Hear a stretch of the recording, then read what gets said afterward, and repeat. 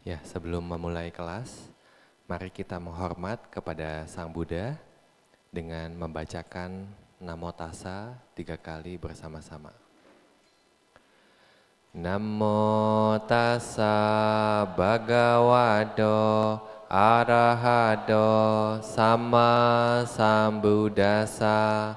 Namo Tassa Bhagavato Arahato Sama Sambuddhassa. Namo Tassa Bhagavato Arahato Sama Sambuddhassa. Oke, selamat malam semuanya. Ya, sorry telat ya. Karena hari ini ada pembacaan Patana. Ya, jadi besok Uposatha bulan terang, bulan purnama. Jadi besok hari Uposatha. Nah, biasanya setiap sebelum Uposatha kita ada tradisi membacakan Patana, ya. Oke, kita akan melanjutkan topik yang kemarin ya. Ya, kemarin Bante membahas mengenai bagaimana cara batin bekerja atau seberapa cepat batin kita itu bekerja. Nah, apa hubungannya batin yang Bante jelaskan itu dengan kama? Ya, jadi sekali lagi di sini Bante ingin menyampaikan, nah seperti yang Sang Buddha katakan bahwa cetanahang bhikkhave kamang wadami. Cetayitwa kamang karoti kayena wacaya manasa. Nah, jadi para biku saya katakan cetana atau niat atau kehendak adalah kama. Nah, setelah berniat, kama terbentuk dengan perbuatan, ucapan, dan juga pikiran. Nah, artinya setiap proses batin yang muncul di batin kita, nah rata-rata itu atau hampir seluruhnya, nah ini merupakan kama. Nah, kama di sini adalah sebab. Kama di sini adalah potensi. Artinya, kama yang sudah terbentuk dengan perbuatan kita, ucapan kita, dan juga pikiran kita, nah ini yang akan memiliki kekuatan di masa yang akan datang, akan memberikan hasil berupa penderitaan ataupun kebahagiaan. Ya, sebelumnya Sang Buddha menjelaskan apa? Nah, ini salah satu kekuatan Sang Buddha untuk menjelaskan apa yang mungkin dan tidak mungkin, apa yang mustahil, apa yang bisa terjadi. Nah, para biku, tidak ada kejadian di mana perbuatan buruk melalui jasmani, ataupun juga melalui ucapan, ataupun juga melalui pikiran, dapat menghasilkan akibat yang baik, menyenangkan, dan diinginkan. Kemungkinan itu tidak ada.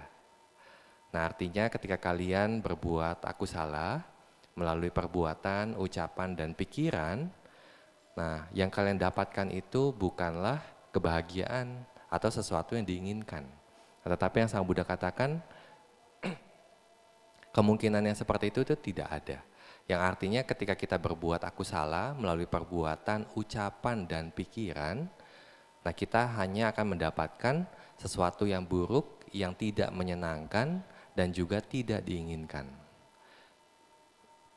Nah, dari sini kita juga bisa menyadari bahwa setiap hari, bahkan setiap momen waktu yang kita habiskan, nah kita selalu merasakan sesuatu yang menyenangkan atau tidak menyenangkan, sesuatu yang kita inginkan atau tidak diinginkan.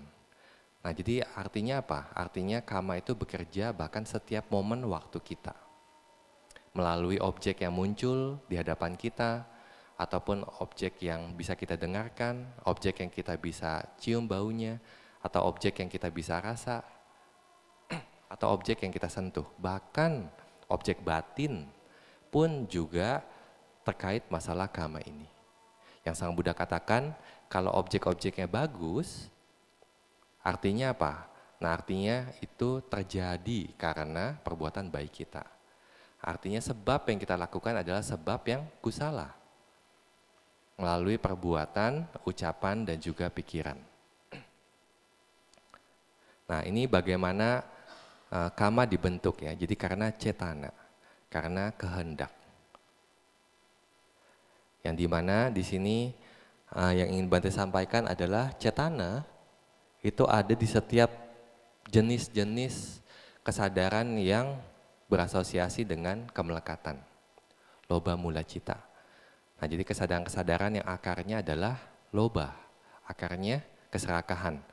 Entah kita menginginkan sesuatu, entah kita merasakan nafsu, entah kita memiliki kesombongan. Nah, jadi semua pikiran atau perbuatan ataupun juga ucapan yang mengarah dengan niat keserakahan seperti ini, nah ini ada cetananya. Yang artinya setiap pikiran kita, perbuatan dan ucapan tersebut itu menimbulkan kama. Ya, jadi ini sungguh bahaya ya. Nah, seperti yang kita ketahui, kalau kita tidak menjaga batin kita, kita tidak berusaha untuk segera melatih batin kita untuk tidak selalu terjerumus dengan batin-batin yang aku salah. Nah, batin-batin yang aku salah yang seperti kita tahu terdiri dari 3 akar, loba, dosa, moha. Nah, itu adalah akar dari kekotoran batin. Nah, tetapi dari akar itu juga muncul seperti kesombongan, nah di mana akarnya itu adalah loba. Ataupun di akar kebencian seperti iri hati, macaria, tidak ingin berbagi, pelit, kikir, begitu. Ataupun juga kukuca, penyesalan, nah itu juga akarnya dari dosa, kebencian. Nah, begitupun juga akar moha apa? Wicikica, keraguan-raguan, dan udaca. Nah, jadi semua itu munculnya itu karena kita tidak menjaga batin kita dengan baik. Nah, contohnya momen yang kita rasakan dari bagaimana kama itu bekerja. Nah, Bante memberikan satu permisalan. Nah, misalkan kita melihat sesuatu yang kita sukai. Nah, jadi objek-objek yang bagus yang mungkin juga merupakan milik kita dan kita sukai. Nah, ketika kita melihatnya kita senang begitu. Nah, objek-objek misalkan seperti rumah atau kendaraan kalian begitu ya. Nah, jadi ketika melihatnya, nah kalian menyenanginya. Nah, pada saat itu, nah sebenarnya yang muncul di sini adalah loba mula cita. Ya, kesadaran yang berasosiasi dengan loba. Nah, kita bisa bayangkan bahwa di sini Sang Buddha juga mengatakan apa? Dalam satu jentikan jari, bertriliun-triliun momen kesadaran itu muncul dan lenyap. Nah, artinya banyak sekali proses batin atau proses kesadaran itu muncul dan lenyap terus menerus. Nah, dikatakan di sini bertriliun-triliun. Nah, batin itu sangat cepat. Nah, kalau kita tidak mengendalikan batin kita, artinya kita selalu mengikuti arus. Selalu mengikuti arus kemelekatan. Nah, kemelekatan yang tadinya awalnya tidak biasa-biasa saja, nah ketika kalian lalai menjaga batin kalian, nah kemelekatan itu nanti akan semakin kuat, semakin kuat, semakin kuat. Karena kalian terus melihat objeknya, begitu. Nah, sebenarnya sama ya, seperti halnya teknik marketing. Teknik marketing bagaimana? Nah, dia iklanin terus. Biar apa? Biar tadinya nggak ada ketertarikan jadi tertarik mau membeli begitu. Nah, jadi batin pun juga sama. Kalau kita tidak jaga, nah sifat batin kita seperti itu. Jadi kalau kita tidak jaga, nah batin itu akan terus menerus berada di sini, di loba mula cita. Nah, jadi pada saat itu kama itu akan terus terbentuk bertriliun-triliun. Nah, kita katakan itu bertriliun-triliun kama, akusala kama, itu terus kita ciptakan di dalam batin kita. Nah, seperti yang Sang Buddha katakan, hasil dari potensi kama buruk ini itu tidak mungkin menghasilkan kebahagiaan buat kita. Bahkan ketika kita sedang menyenangi apa yang objek yang kita lihat, muncul perasaan bahagia. Nah, tetapi perasaan bahagia seperti itu adalah perasaan yang bahagia yang semu, yang sebenarnya tidak bisa memberikan kebahagiaan yang baik. Kenapa? Karena potensi itu dia menghasilkan sesuatu yang tidak menyenangkan, sesuatu yang membuat kita menjadi menderita. Nah, jadi kebahagiaan seperti itu adalah kebahagiaan yang rendah, yang hanya dinikmati ketika pada saat dia berkontak dengan objek. Nah, tetapi setelah kontak dengan objek tersebut, kebahagiaan itu akan mendatangkan potensi ketidakbahagiaan, kemalangan, penderitaan, dan seterusnya. Nah, ini yang dikatakan kebahagiaan itu adalah kebahagiaan yang rendah ya. Nah, jadi kalian kalau bisa menjaga batin kalian, contohnya, nah ketika kalian menjaga objek atau kalian melindungi panca indera kalian itu dari melihat hal-hal yang menurut kalian itu tidak bermanfaat. Yang ketika kalian merenungi, kalau saya melihat ke sana, nah mungkin nanti kekotoran batin itu akan muncul di batin saya. Nah, jadi pada saat itu kalian hindari. Nah, ini adalah latihan, salah satu juga bentuk latihan. Ataupun di batin kalian juga kalian bisa jaga di pintu batin. Contohnya apa? Nah, jadi pada saat melihat, nah kalian memiliki persepsi akan bahwa oh ya barang itu anicca, tidak kekal, dukkha, penderitaan, anatta, tanpa aku, dan juga asubha, menjijikan. Nah, jadi ketika kita melihat barang yang kita senangi dan kita merenungkan tentang dhamma, nah jadi batin yang harusnya akusala, nah kita langsung ubah menjadi kusala. Nah, itu bagaimana cara kita melatih batin kita. Nah, jadi untuk bisa melatih batin kita, artinya kita harus berusaha untuk menjaga batin yang mindful, batin yang penuh sati. Nah, bagaimana kita menjaganya? Nah, dengan mencoba ikut retret meditasi. Nah, setelah meditasi, nah kalian juga mendapat pengalaman ketika meditasi. Nah, kalian juga laksanakan dalam kegiatan kalian sehari-hari. Nah, di mana ketika menjalani kegiatan kalian, nah kalian juga coba untuk meditasi minimal mungkin 1 jam, atau kalau nggak bisa 1 jam bisa setengah jam dan seterusnya, sesuai dengan yang kalian bisa. Nah, itu juga salah satu kita melatih batin kita ya. Oke.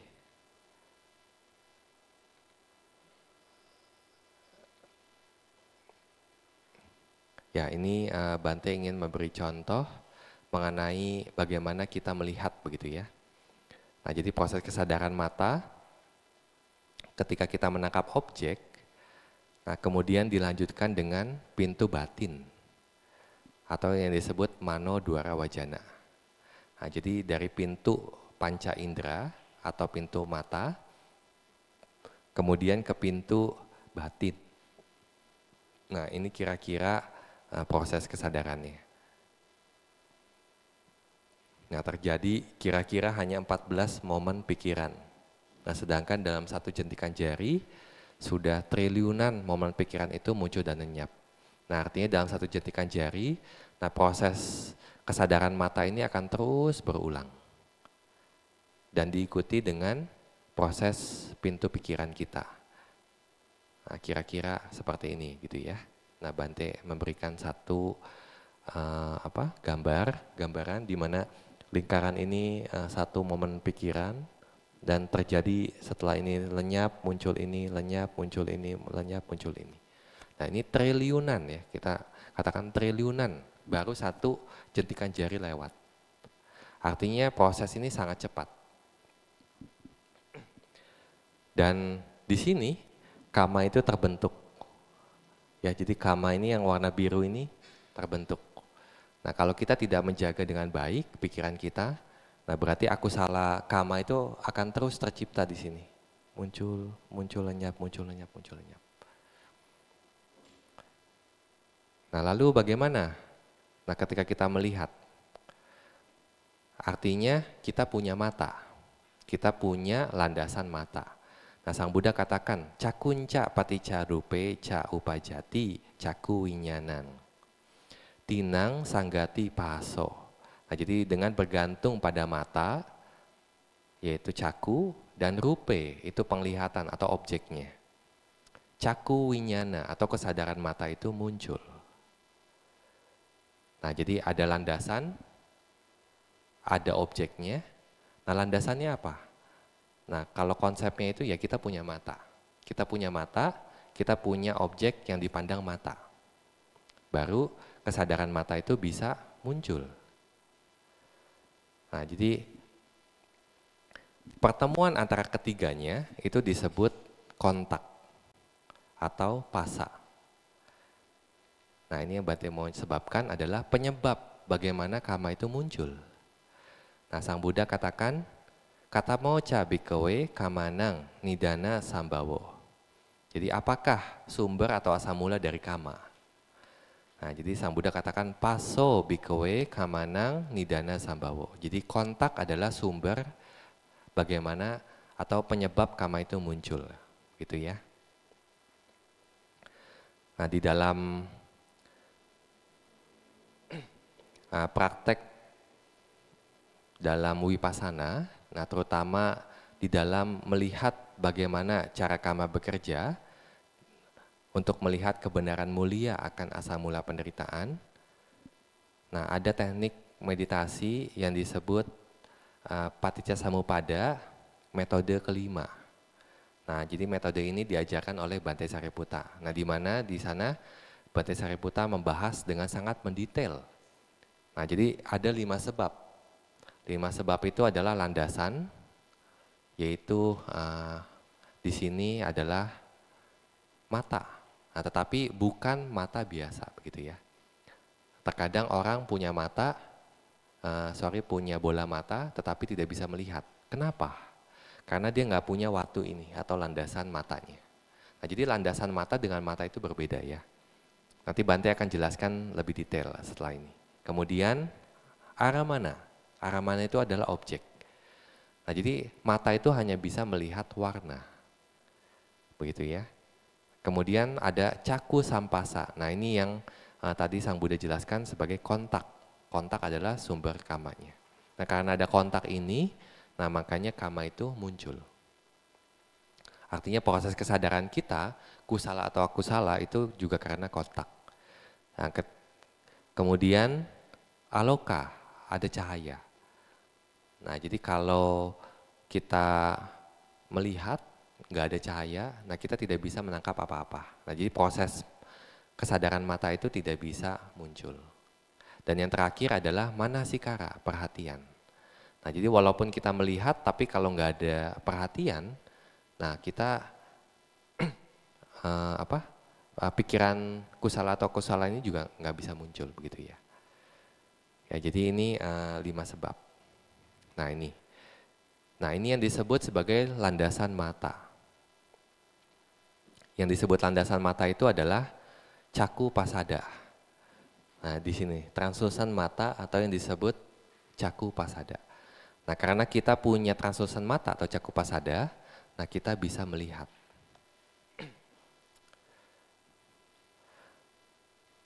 Ya, dari gambar ini apa yang kalian tangkap? Make up-nya tebal banget ya.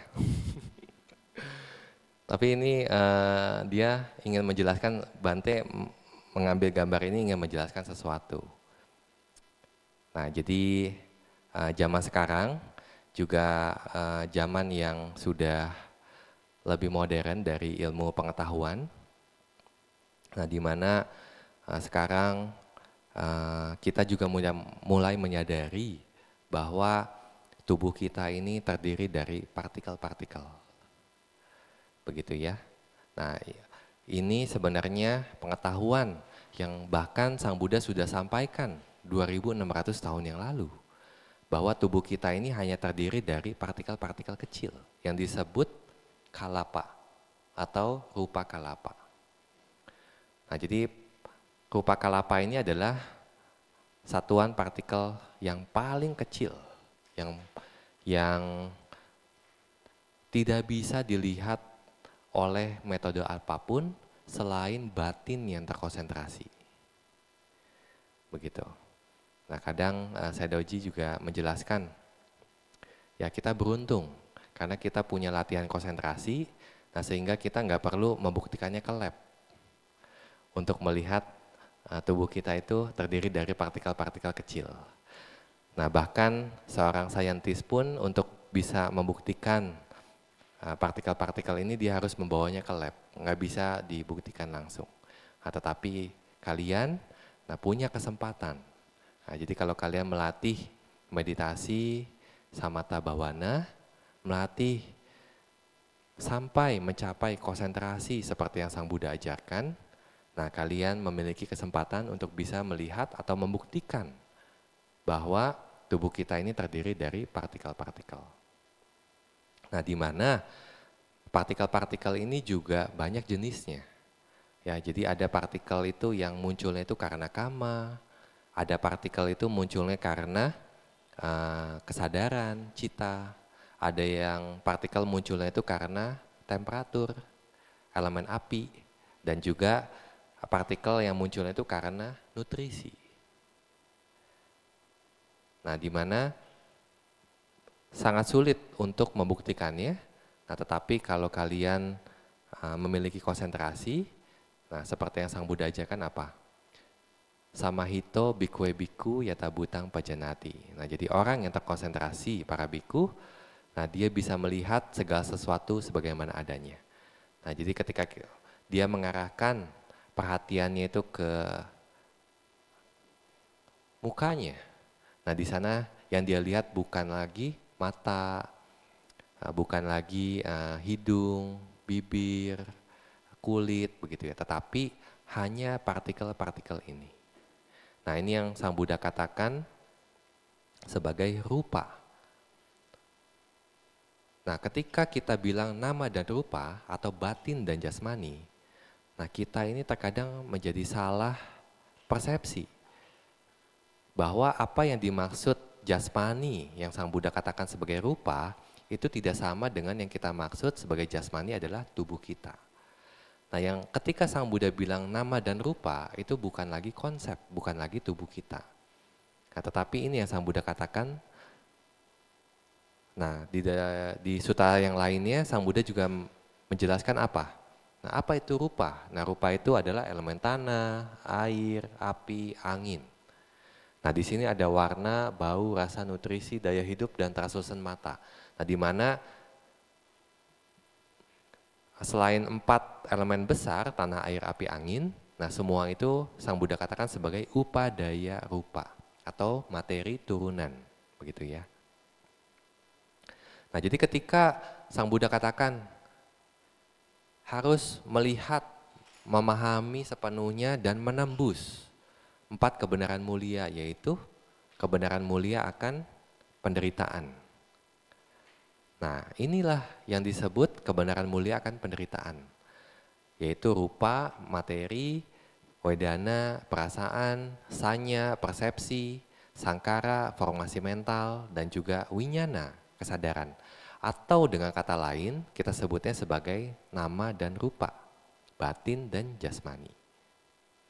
Nah, jadi ketika Sang Buddha mengatakan batin dan jasmani, nah Sang Buddha mengacunya itu kepada rupa ini. Dan juga bagaimana batin ini bekerja dengan kecepatan yang luar biasa.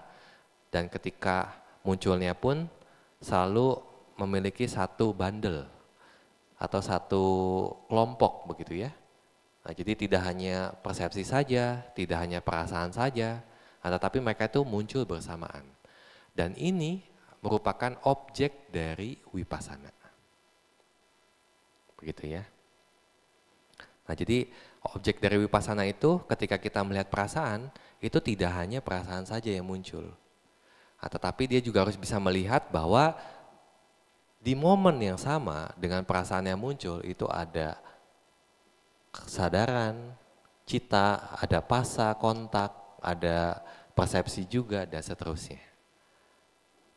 Nah, tetapi kalau kita tidak bisa melihatnya, artinya kita tidak bisa melihat objek Vipassana itu dengan benar. Ya, jadi inilah manfaat ketika kita berlatih meditasi secara sistematis. Nah, sehingga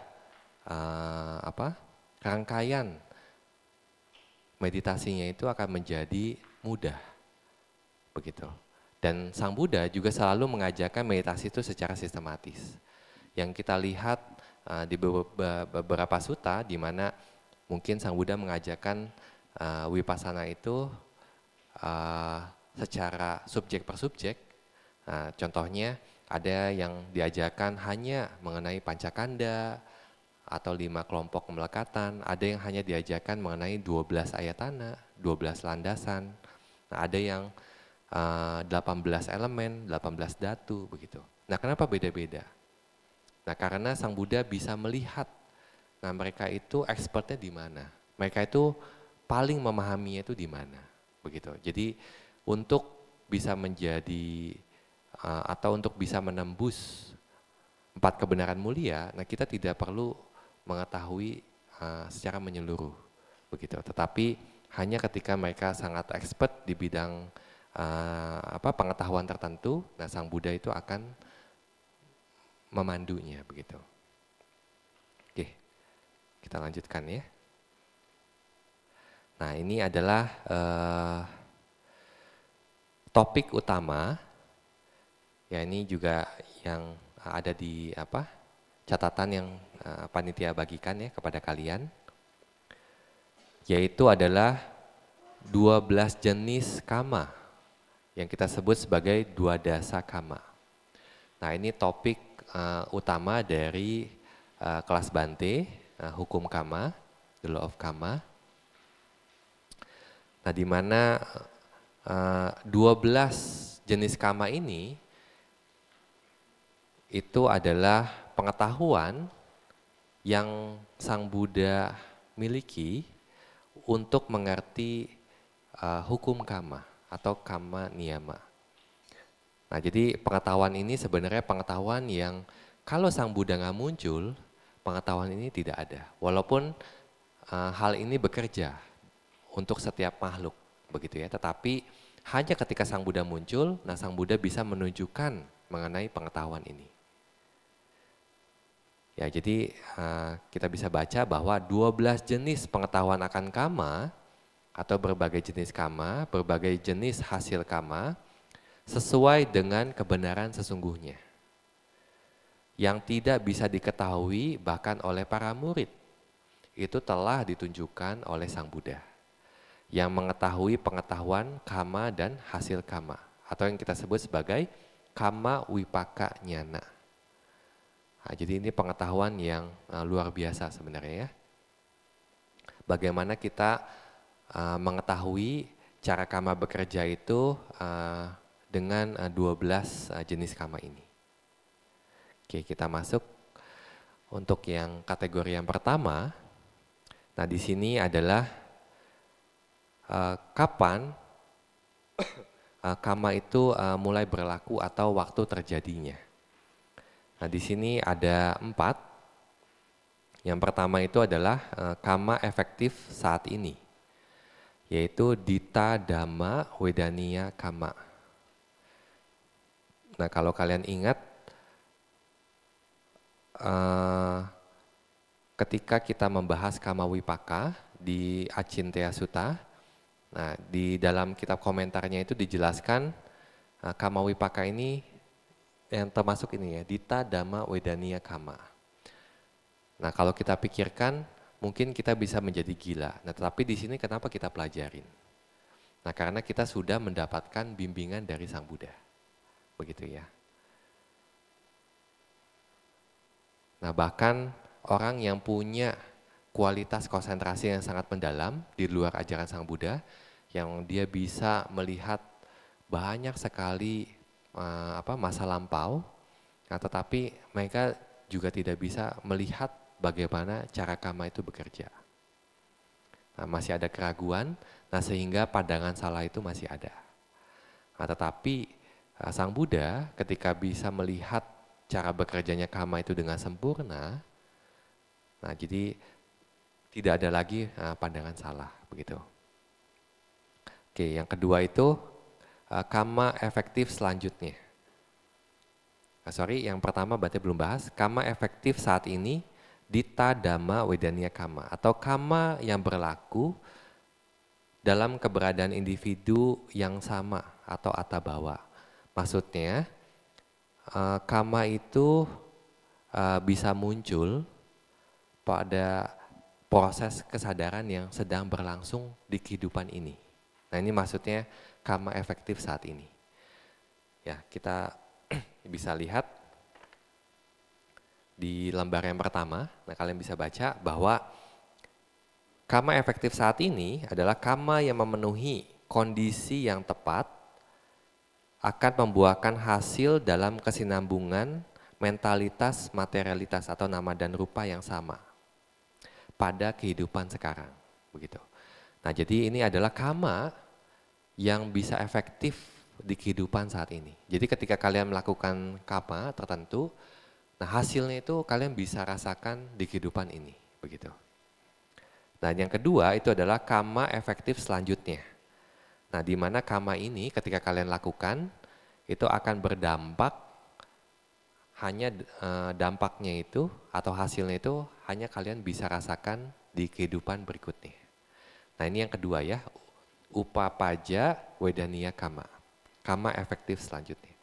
Nah, kemudian yang ketiga, karma efektif tanpa batas waktu, atau berlakunya itu dalam beberapa kehidupan. Nah, tetapi mulainya hanya setelah kehidupan mendatang. Setelah kehidupan mendatang. Paham nggak? Setelah kehidupan mendatang itu artinya kehidupan kedua kita. Sampai tanpa batas waktu. Artinya apa? Sampai samsara selesai. Wah, ini luar biasa, menyeramkan nih. Ya, kalau kalian melakukan akusala karma dan munculnya itu sebagai karma efektif tanpa batas waktu, nah itu akan terjadi berulang-ulang. Makanya kalau kalian baca seperti Dhammapada begitu ya, nah kalian mendapatkan cerita, oh dia melakukan akusala karma mungkin sekali begitu. Nah, tetapi hasilnya itu berkehidupan, di banyak kehidupan terjadinya itu sama terus. Nah, ini sangat bahaya. Dan yang keempat yaitu karma kadaluarsa atau ahosi ya, di mana karma ini gagal muncul, atau ini adalah karma efektif saat ini. Nah, itu karma yang pertama yang sudah tidak ada lagi. Nah, jadi ketika karma ini tuh tidak bertemu dengan kondisinya, sehingga karma ini tidak bisa memberikan hasil. Nah, ini yang disebut sebagai ahosi. Atau seperti produk makanan yang sudah basi begitu ya, nah jadi tidak bisa dikonsumsi. Nah, begitupun juga ahosi karma atau karma kadaluarsa. Nah, jadi ketika dia tidak bertemu kondisinya, nah dia itu akan menjadi hilang kekuatannya begitu. Ya, kita akan membahas 4 jenis karma ini.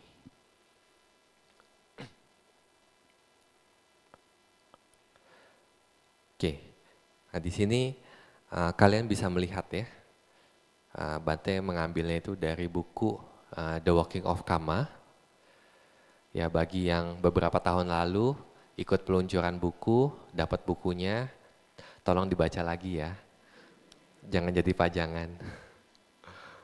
Ya, ini seperti yang kita ketahui, ya proses batin kita mulainya itu dari mano dwara wajana. Ya. Mulainya itu dari pintu batin kita sebutnya. Nah, di mana setelah pintu batin diikuti ada 7 kesadaran impulsi atau yang kita sebut jawana. Nah setelah itu diikuti dengan 2 tadaramana, kesadaran pencatatan, setelah itu baru proses bawangga. Nah di antara 7 jawana ini, nah kita bisa membagi menjadi 3. Yang pertama itu adalah kama efektif saat ini.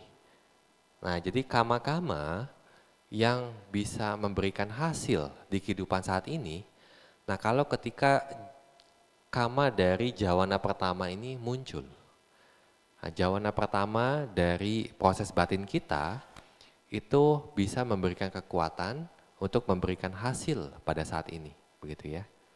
Nah, sedangkan untuk kama efektif selanjutnya yang kedua itu adalah di jawana ketujuh. Nah, di mana kalau hasil kama ini muncul, nah dia hanya munculnya itu setelah kehidupan berikutnya. Di kehidupan berikutnya. Dan di mana di jawana kedua atau kesadaran impulsi yang kedua sampai ke-6 yang disebut 5 jawana ini, nah ini adalah kama efektif tanpa batas waktu.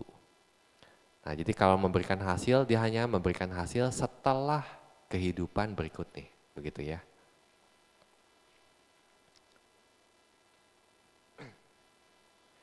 Nah, jadi kama efektif saat ini, yaitu kama apapun yang dapat menghasilkan efek akibat yang efektif saat ini.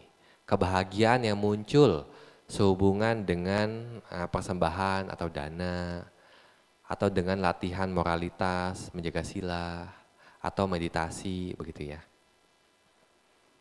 Atau 10 dasakusala, seperti menghormat yang pantas dihormati, kemudian juga melakukan pelayanan, pelimpahan jasa, kemudian ikut berbahagia atas kebajikan orang lain, mendengarkan dhamma, memberikan membabarkan dhamma, begitu ya, dan juga memiliki pandangan benar, samaditi. Nah ini semua ketika kita melakukan perbuatan ini, nah terkadang perbuatan yang kita lakukan ini bisa memberikan efek selanjutnya, yaitu apa? Nah jadi batin yang bahagia ketika kita melakukan dana, menjaga sila atau meditasi, begitu ya. Nah itu adalah juga merupakan hasil dari kama efektif saat ini. Nah di mana ketika kalian berdana, 7 jawana ini muncul, nah jawana pertama ini memberikan hasil, begitu. Nah ini yang maksudnya yang Yang paragraf kedua itu ya. Nah jadi ketika kita melakukan dana, nah terkadang kita menjadi bahagia. Nah ini juga sebenarnya hasil dari kama efektif saat ini. Ya jadi dengan kita meditasi, apacayana begitu ya, ataupun juga kita berdana.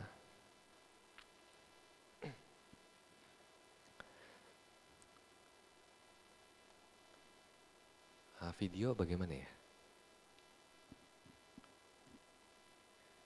Oke, Bate ingin menunjukkan satu video.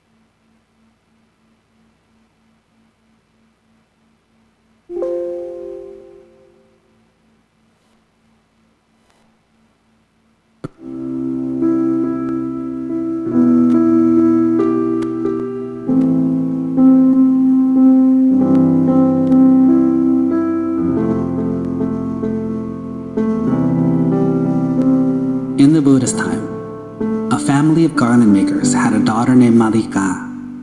She was beautiful, clever, and well-behaved. On the day Malika turned 16, she went with her girlfriends to the public gardens. She brought 3 portions of fermented rice to eat. However, before she ate her meal, she saw a group of ascetics who had just entered the city for alms. The leader of the ascetics stood out. He was serene and graceful and had a natural aura around him. She was so impressed that she impulsively offered all of her food to him. Malika did not know who this monk was, and yet something inside her told her that this was the right and best thing to do. After making her offering and bowing at the monk's feet, Malika walked away full of bliss. The Buddha then smiled. Ananda, the Buddha's cousin and personal attendant, observed this. Ananda knew that Buddhas do not smile without reason. Ananda then asked the Buddha why he did so. The Buddha said that this young girl would become Queen of Kosala on that very day as a result of this offering.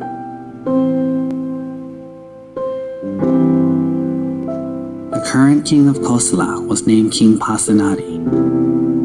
He had just lost a great battle to the parricidal king of Magadha, King Ajatasattu. As King Pasenadi entered the city on his horse, he heard a beautiful voice that pierced through his sorrow into his heart. The king investigated the source of the sound and found Malika, overcome with bliss, singing in the public garden. The king was overtaken by both her beautiful voice and her beauty. He thought, there is something breathtaking about a person who is truly happy and purely joyful.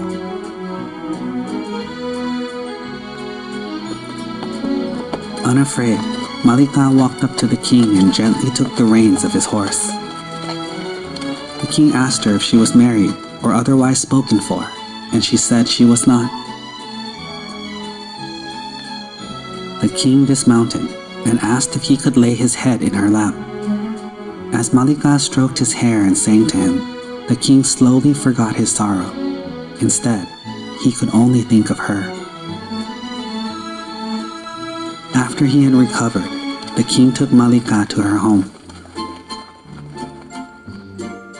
Later that day, King Pasenadi returned with the full entourage to ask Malika's parents for her hand in marriage. And later that night, as the Buddha had prophesied, Malika became Queen of Kosala. The fruits of her merit of giving alms to a Buddha bore fruit within the same day. What did you learn from this story? We hope you enjoyed the video.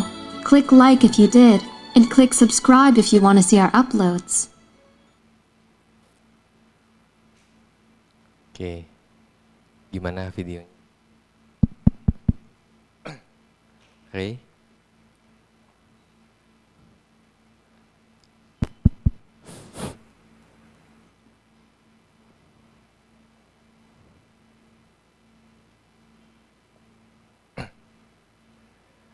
Oke, ya itu kisah Malika, di mana ketika dia berdana ke Sang Buddha, nah hasil dananya itu bisa instan, ya muncul pada saat itu juga di hari yang sama begitu. Nah di mana salah satu dari hasil tersebut, nah dia itu bisa bergembira sepanjang hari. Nah, jadi kegembiraan itu pun juga hasil dari kama. Dan juga ketika dia diminta untuk menjadi ratu, itu pun juga hasil dari dananya begitu. Nah, dana yang muncul di mana proses batinnya itu pas di jawana yang pertama. Nah, jadi ketika kita melakukan dana, nah sebenarnya 7 jawana ini terus muncul di batin kita. 7 jawana, 7 jawana, 7 jawana, terus seperti itu. Nah, jadi kalau kalian waktu berdana, nah 7 jawana ini pasti muncul. Nah, tetapi jawana yang pertama itu menjadi sangat kuat, nah sehingga dia bisa memberikan hasil di kehidupan yang sekarang. Nah, Sang Buddha menjelaskan ada 4 sampada atau 4 pencapaian.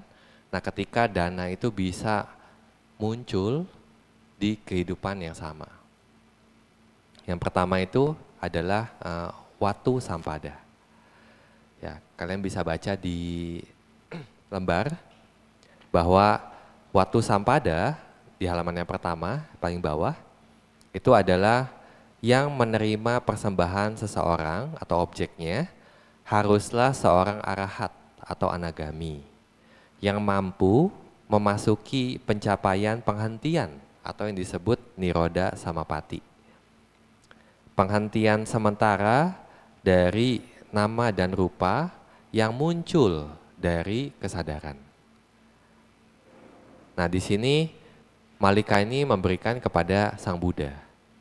Nah, Sang Buddha juga seorang arahat.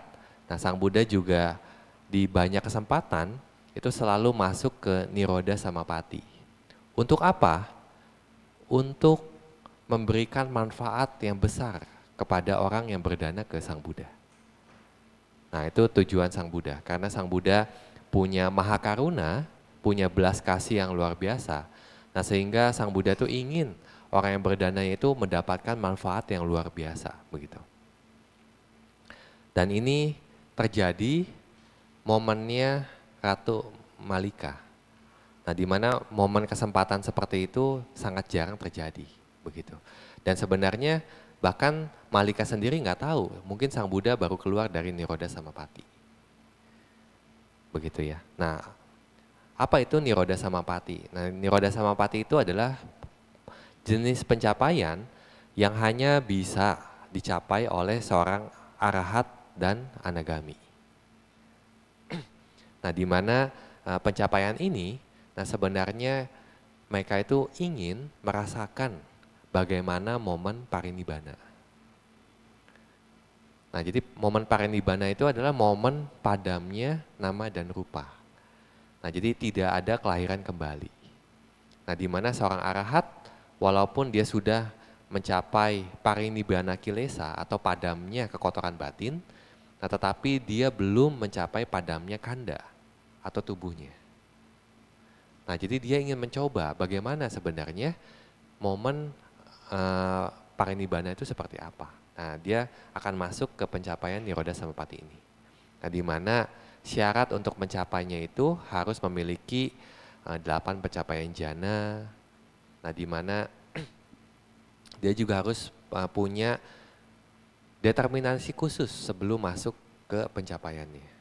Nah, contohnya itu dia harus mendeterminasi berapa lama dia tuh berada di pencapaiannya.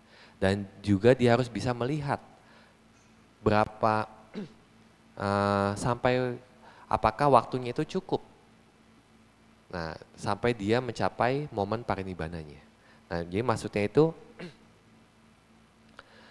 seorang arahat, nah dia tuh harus bisa melihat kapan dia itu akan mencapai parinibbana. Nah, dengan kata bahasa awamnya itu adalah meninggal, begitu ya.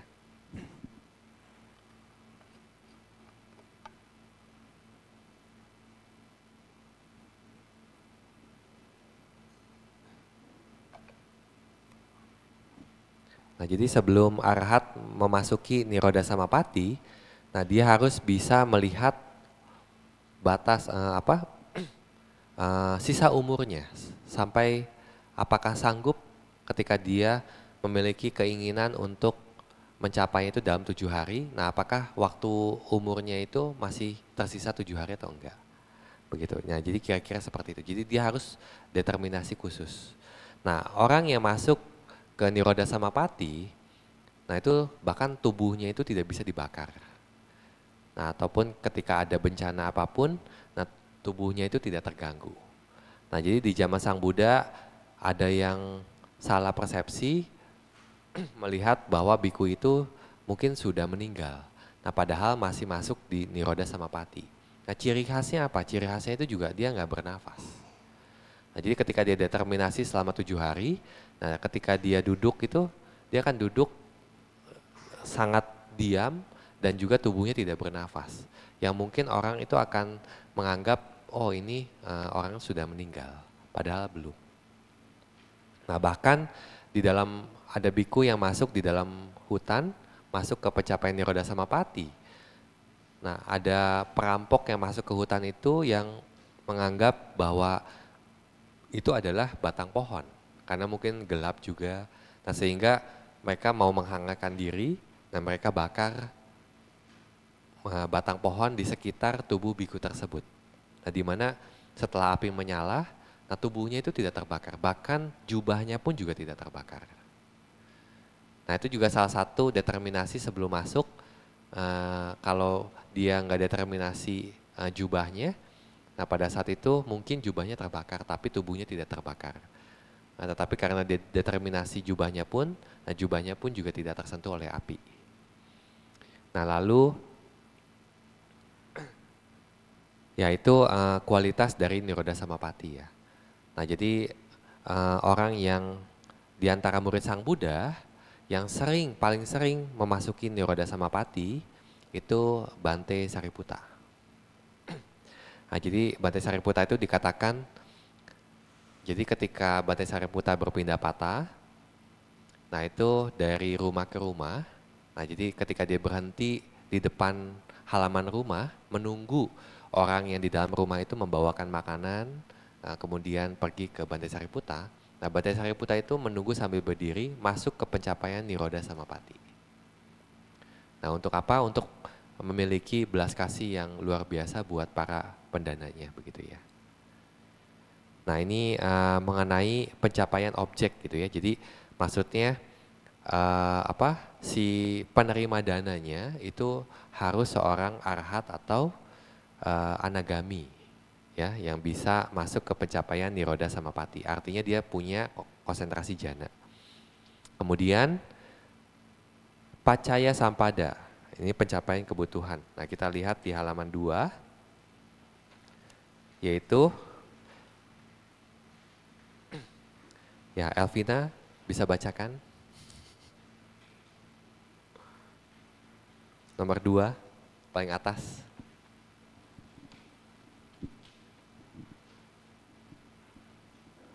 Oke, berikutnya Ray ya. Ray-nya ada nggak ya? Datang nggak?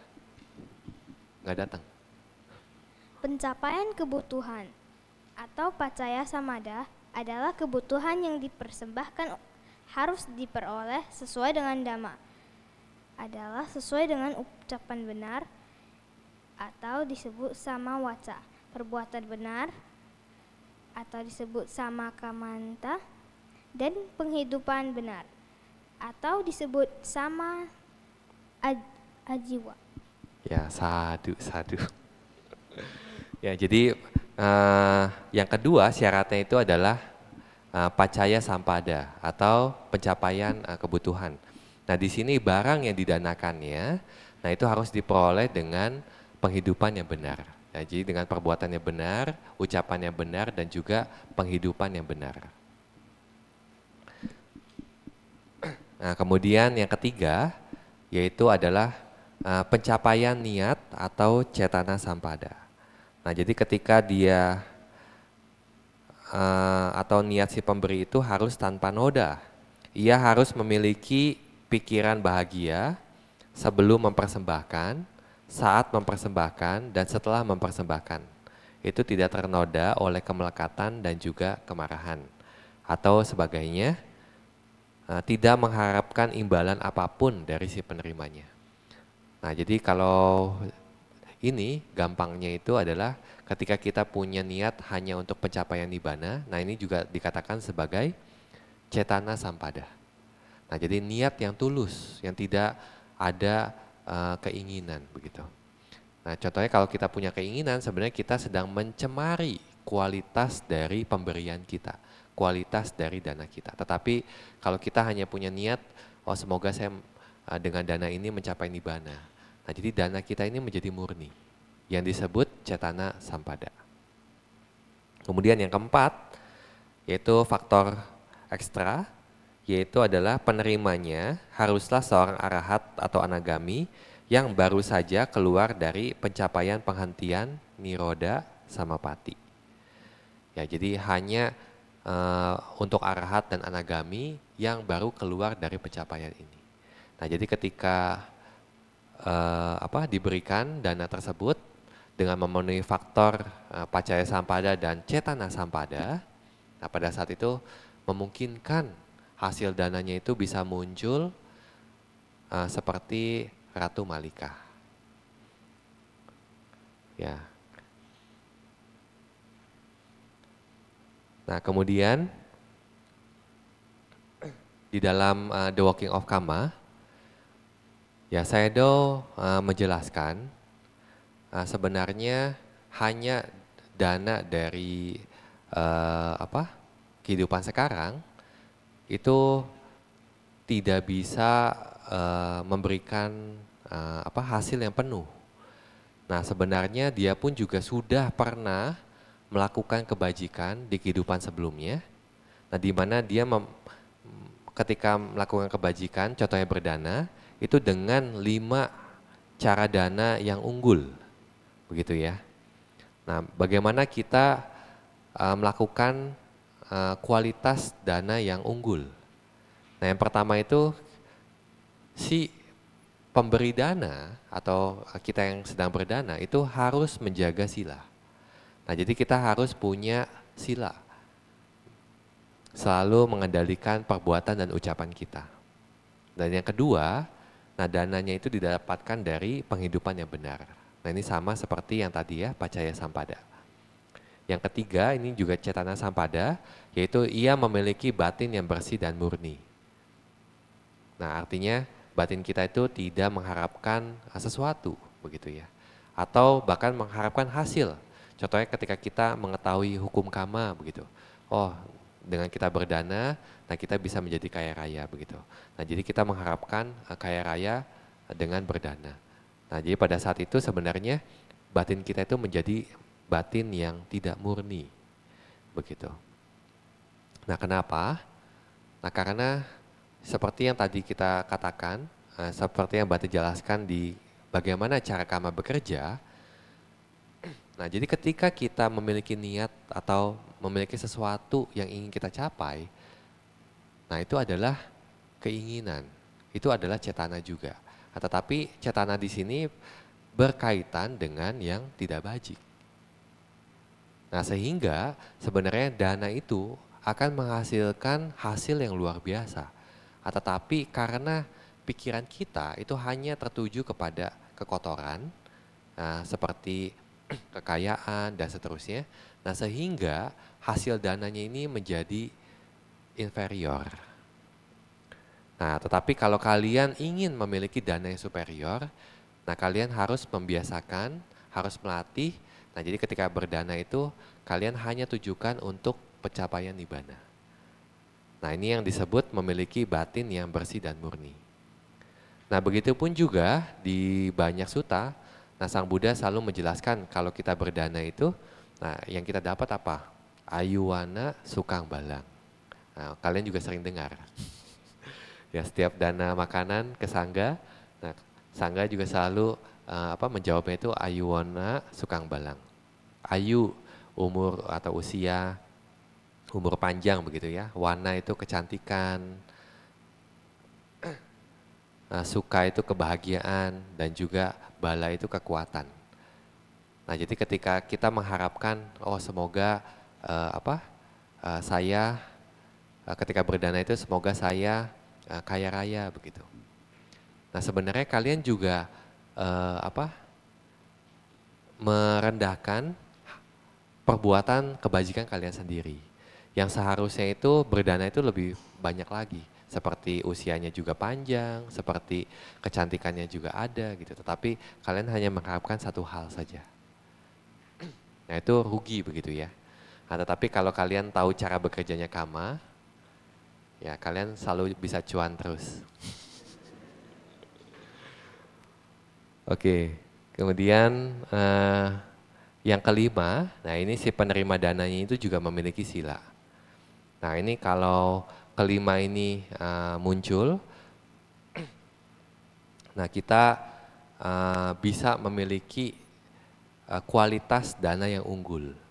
Nah di mana di dalam buku The Walking of Kama, nah Sayadaw Ji menjelaskan bahwa Ratu Malika ini itu juga sudah melakukan dana unggul seperti ini di kehidupan sebelumnya. Sehingga ketika dia berdana ke Sang Buddha itu yang men-trigger. Nah jadi kusala kama yang sudah dilakukannya itu muncul pada saat itu. Nah jadi hari itu juga dia menjadi seorang ratu begitu ya. Tetapi kalau dilihat bagaimana kama ini bekerja. Nah sebenarnya Ratu Malika ini mendapatkan hal atau kusala yang sangat rendah dibandingkan dengan 3 jenis kama yang lainnya atau 2 jenis kama yang lainnya. Nah jadi tadi Bante menjelaskan kama efektif saat ini hanya munculnya itu di kehidupan yang sekarang. Tetapi kalau kita atau si Ratu Malika ini dengan berdana makan kepada Sang Buddha memberikan hasil yang jenis kama yang berikutnya, yaitu memberikan hasil di kehidupan berikutnya, di kehidupan selanjutnya. Nah dia akan mendapatkan hasil mungkin terlahir di alam dewa yang kebahagiaannya itu lebih superior daripada ratu di alam manusia. Begitu. Nah jadi ini kualitasnya sebenarnya untuk kama ini muncul itu sangat kecil.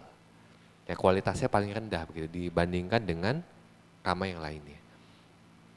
Ataupun kalau si kamanya ini muncul setelah kehidupan selanjutnya atau setelah kehidupan berikutnya. Artinya kehidupan kedua sampai alam samsara itu selesai.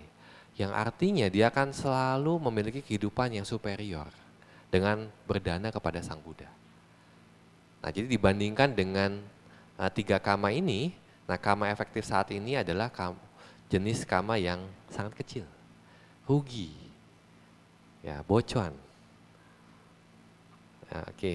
Nah tapi Bante tadi menjelaskan hanya kama baik ya. Nah lalu bagaimana kalau kita lakukan kama buruk?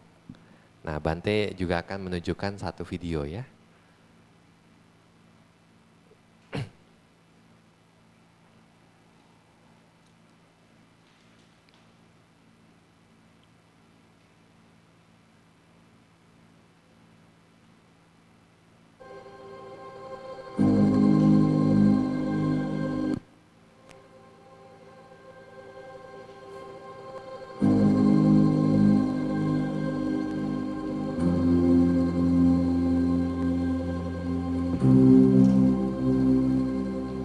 In the Buddha's time, in the city of Rajagaha, when the price of rice went up, a certain young man named Chunta bartered a bag of rice for young piglets.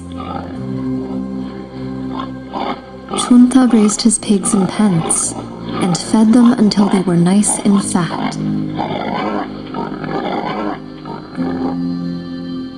Chunta was a cruel and cold-hearted butcher. When a pig was fat enough, he prepared to kill it. To prevent the pig from escaping, Chunta tied its legs together. Then, he used a large stick to beat the pig.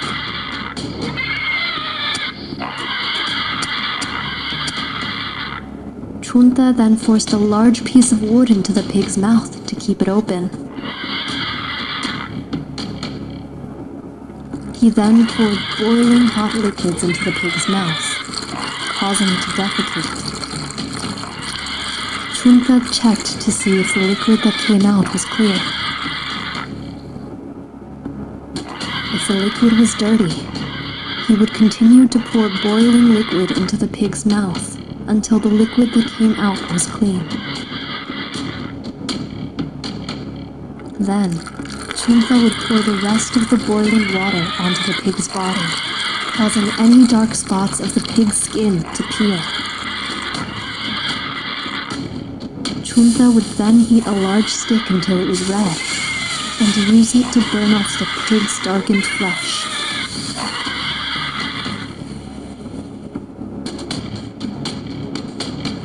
Finally, Chunta used a large sword to chop off the pig's head.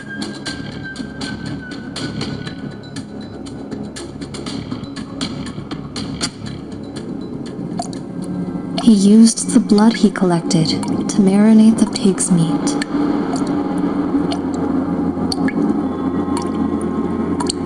Then, Chunta would barbecue the pig's meat and eat it with his wife.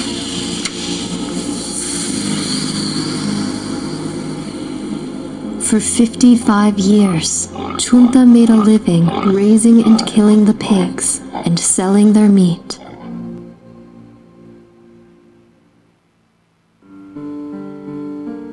The entire time that the Buddha resided at the Weruwana temple, not far from him, Chunta never made any offerings to the Buddha, nor did he listen to the Dhamma.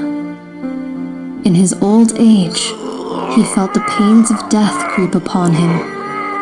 His body burned up from the inside, just like the fires of Awiti, the most fearful hell realm that awaited him. All he could do was crawl and scream out in pain. His voice sounded no different from the countless pigs he butchered. Like a pig, he crawled and screamed all day and all night. Unable to bear his behavior, his wife moved away. Some monks who happened to walk by heard what sounded like a pig's screams. Disgusted, the monks said to one another, "This Chunta has no compassion. Even in his old age, he still butchers and torments helpless pigs. Their screams pierce my heart." The monks brought this story to the Buddha. The Buddha said, "Monks, the sound you heard was not Chunta slaughtering pigs. It was Chunta himself, screaming in torment for 7 days. He died on the 7th day. Today is the 8th day. Chunta has been reborn in Awiti, the lowest hell. There, he is being punished for the pain and suffering he inflicted upon others." "My lord, Chunta suffered for 7 days and still has to go to Awiti to suffer more."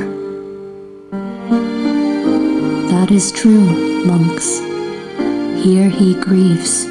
Hereafter he grieves. The evildoer grieves in both existences. He grieves and suffers when he sees the depravity of his own deeds." What did you learn from this story? We hope you enjoy.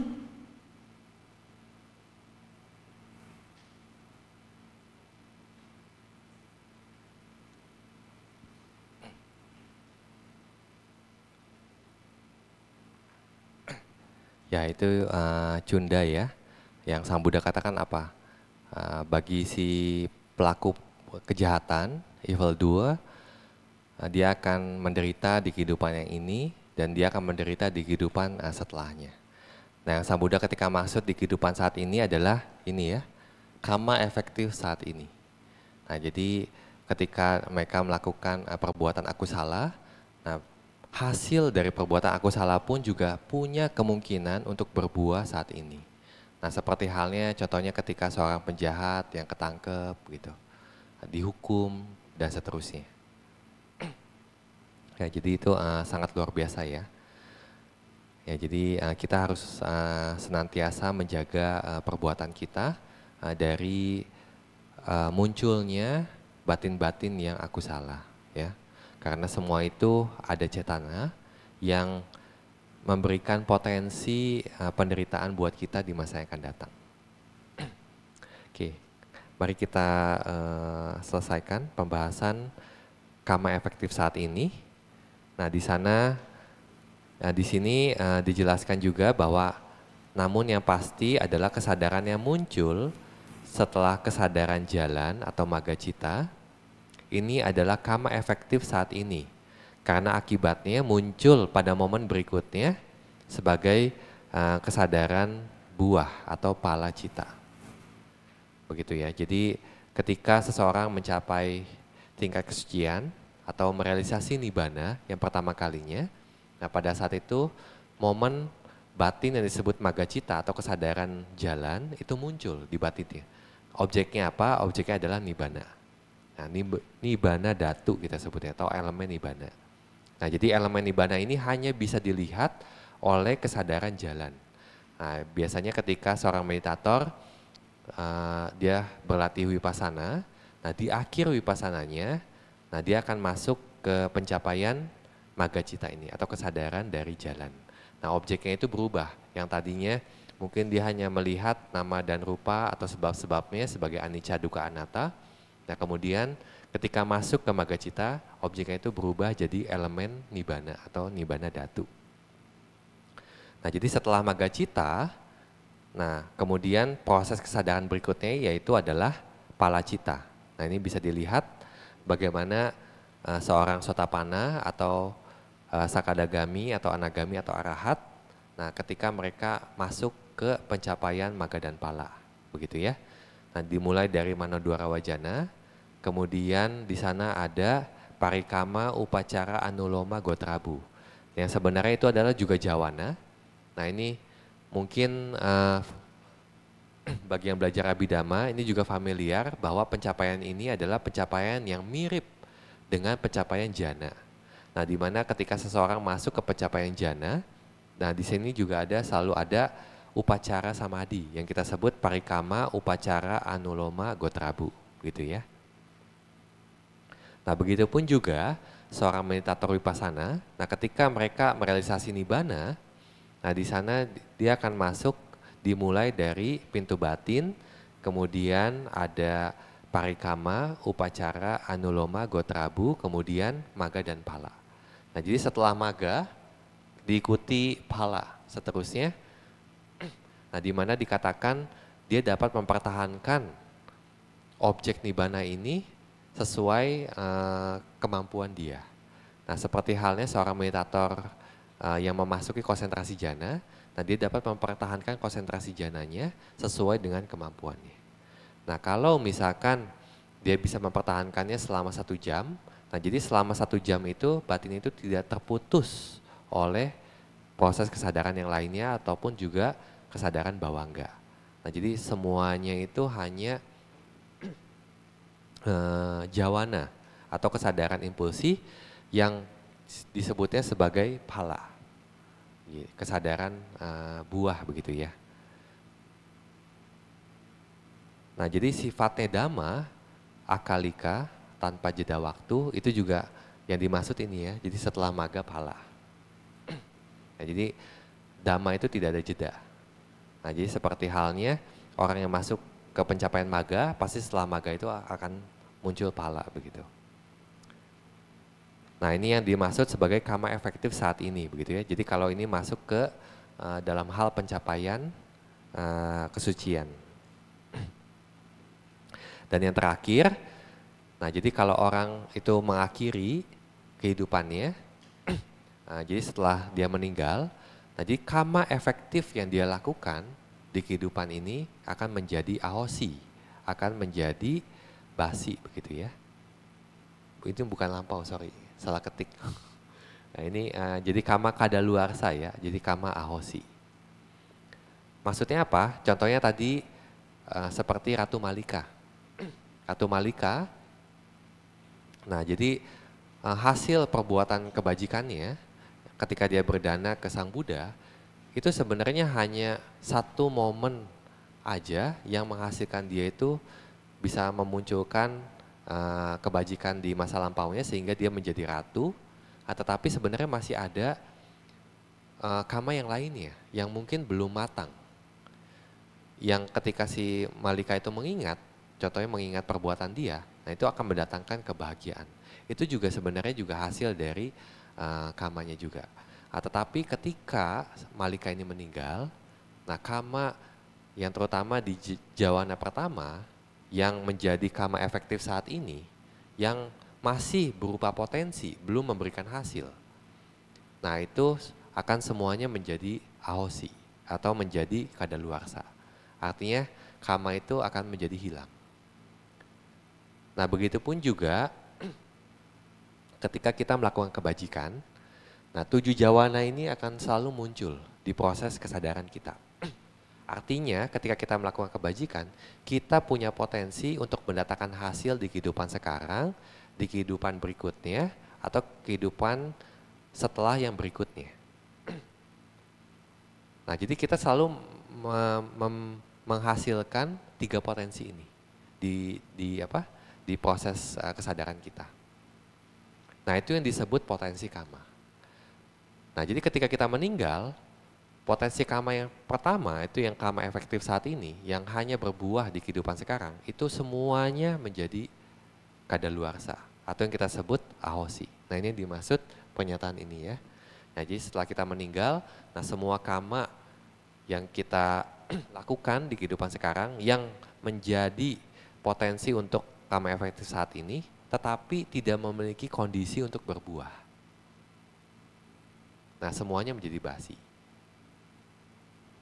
Nah kalau dalam kasusnya Malika tadi, ya, ketika dia berdana kemudian memberikan hasil kama yang langsung dia menjadi seorang ratu begitu ya.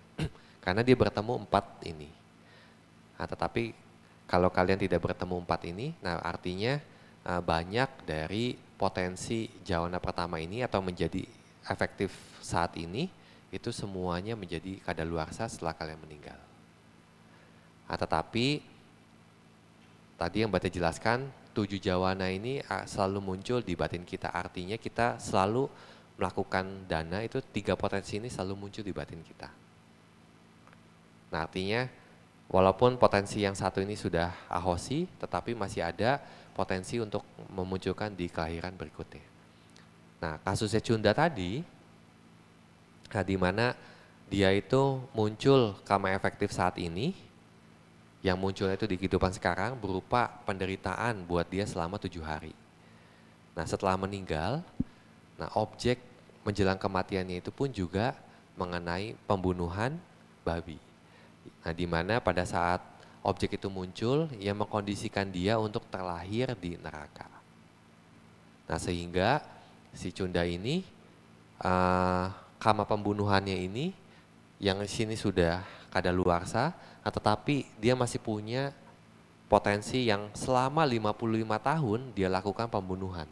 Nah jadi jawana ke-7 ini dia punya cadangannya itu banyak.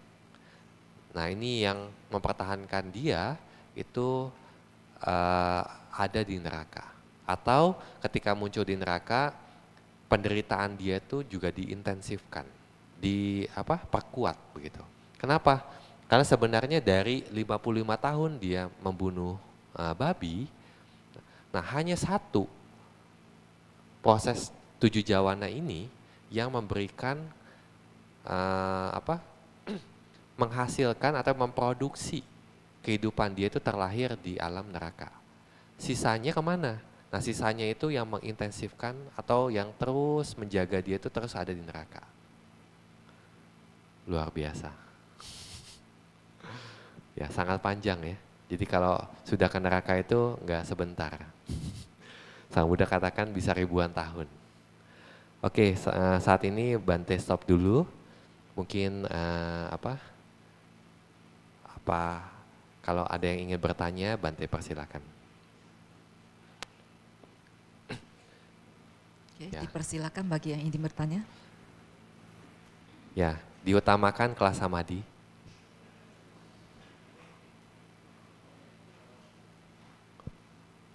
Ya, siapa tahu nanti kalian juga bisa berbagi dengan teman-teman dari Wirya atau dari Sati.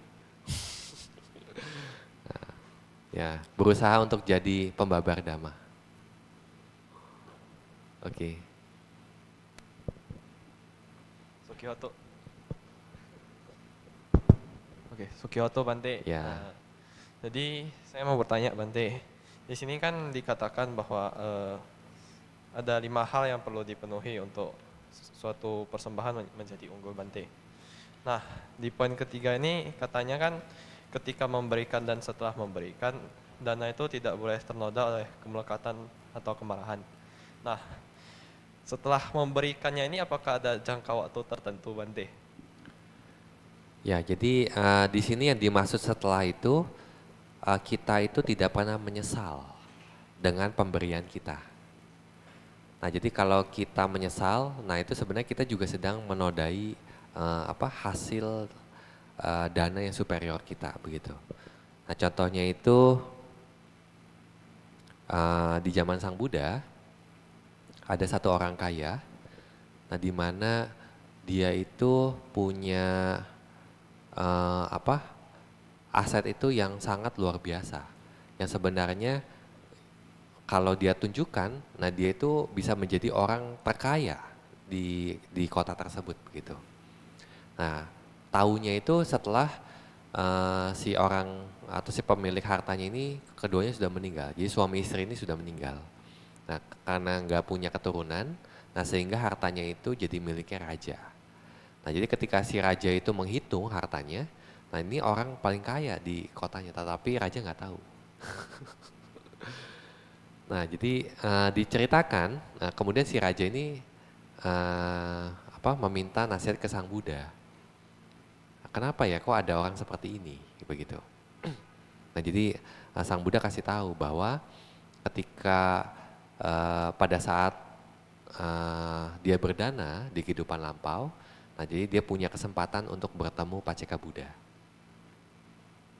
Nah, jadi waktu ketemu atau sebelum berdana dia melihat Paceka Buddha, dia merasa bahagia begitu. Oh ya, ini saya mau berdana.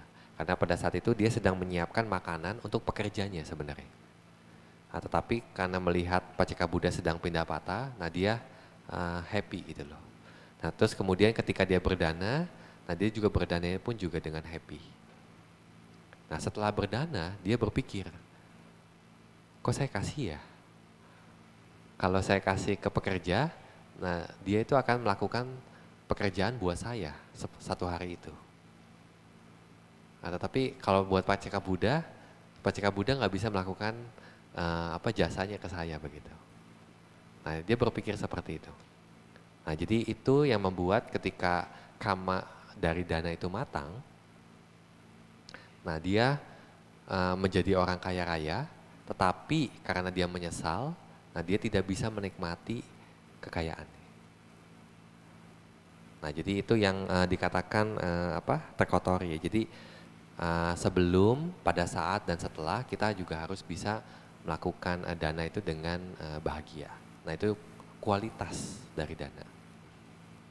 Jadi kalau kita ingin menikmati manfaat dari perbuatan kebajikan kita itu dengan baik, nah kita juga harus bisa melatih untuk bisa berbuat kebajikan dengan cara yang superior atau yang Sang Buddha katakan sebagai ukata, begitu ya, yang unggul.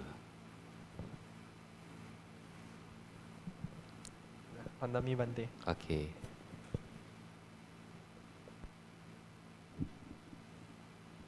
Sukiyanto Bante. Ya.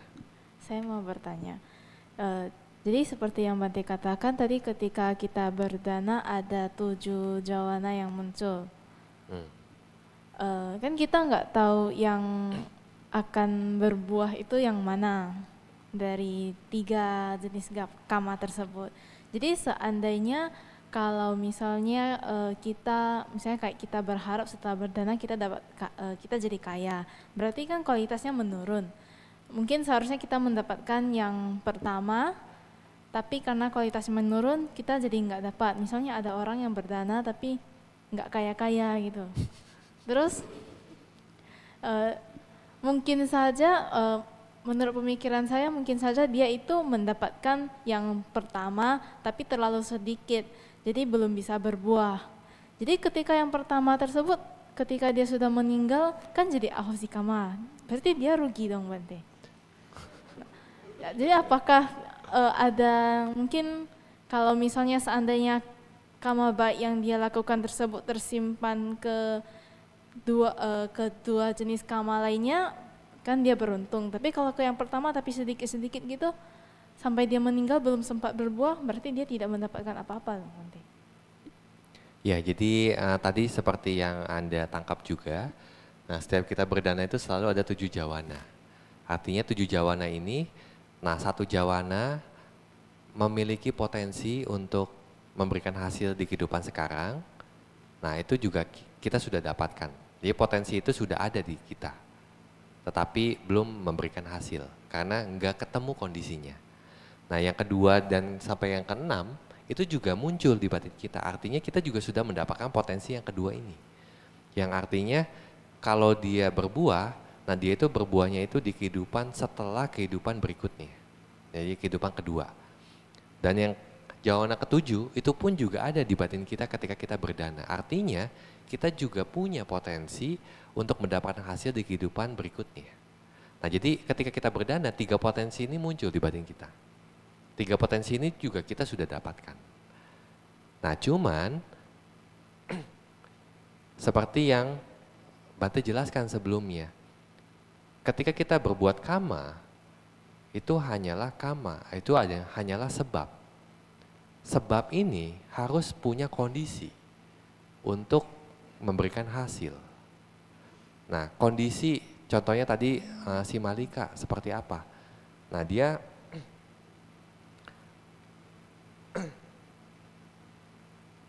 dia memenuhi 4 pencapaian ini atau 4 sampada yang Sang Buddha katakan. Dia bertemu Sang Buddha juga baru keluar dari Nirodha Samapati begitu. Nah itu yang membuat hasil kamanya itu bisa berbuah langsung bahkan pada saat itu juga begitu. Dan yang pada saat itu pun si Malika ini juga dia berada di waktu yang tepat. Artinya dia bisa ketemu sama raja begitu. Nah sehingga mereka bisa bertemu.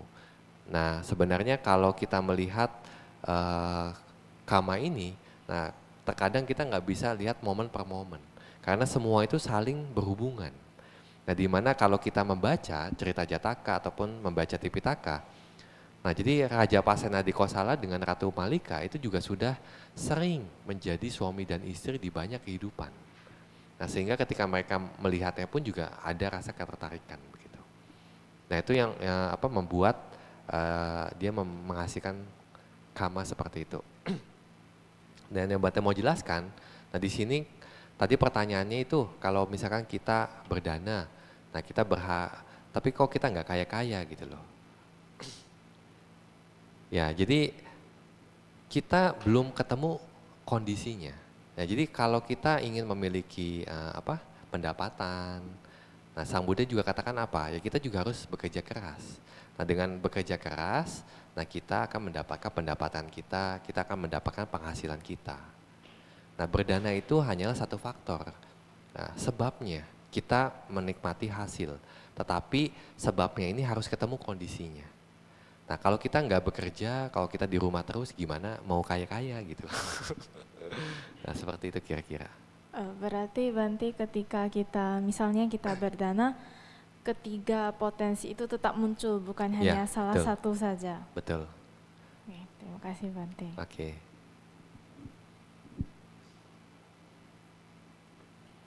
Oke, sudah malam kali ya? Atau masih ada? Oke. Wandami Bante. Bante yang dari kasus yang Bante ceritakan tadi kan kalau menyesal dalam hal negatif Bante. Kalau menyesalnya dalam hal positif Bante seperti ini Bante. Kenapa saya nggak kasih lebih banyak begitu Bante? Kenapa saya harus kasih sedikit? Kan saya bisa kasih lebih banyak gitu kan ada menyesalnya Bante. Tapi kan untuk hal yang positif untuk kita berdana lebih banyak Bante. Apakah itu menjadi aku salah atau aku salah Bante? Aku salah juga. Aku salah juga. Iya, karena kita ketahui bahwa sebenarnya penyesalan itu juga salah satu faktor mental aku salah juga. Ya. Dosa mula cipta Bante. Iya, dosa mula. Oh, oke Bante. Terima kasih Bante. Ya, itu juga yang disebut mengotori batin kita. Maka kita harus happy. Terima kasih Bante. Oke.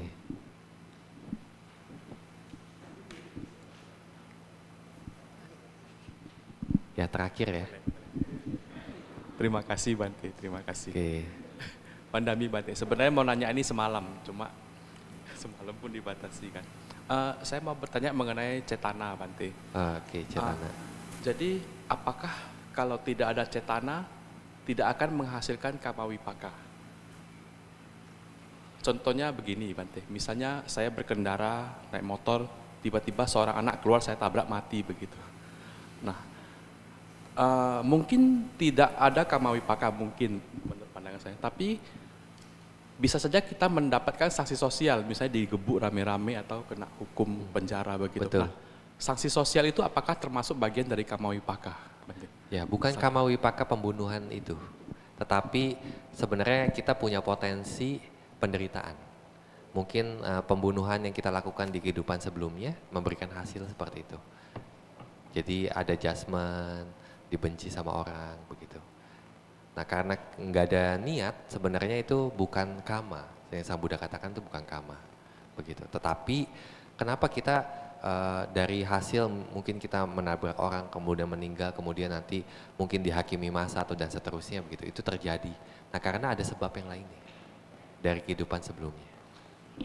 Terima kasih Bante, Wandami Bante. Oke.